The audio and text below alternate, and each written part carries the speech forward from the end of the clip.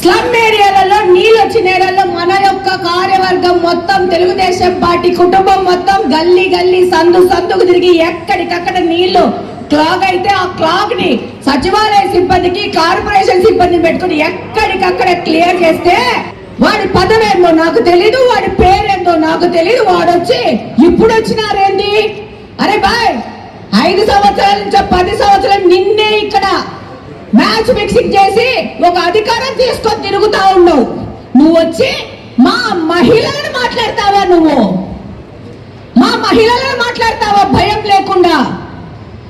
మా యొక్క ఎస్సీ యువకుని నువ్వు కులం పేరున పెట్టి దూషిస్తావా? నీ ప్రభుత్వము అవినీతి ప్రభుత్వము, అవినీతి నాయకులతో ఈరోజు ప్రభుత్వం లేదు. నిఖార్సైన కూటమి నాయకులతో ఉన్న ప్రభుత్వం ఉంది. ఎక్కడ ఎవరు తప్పు చేసినా వాడికి న్యాయపరంగా శిక్ష వేయడం జరుగుతుంది.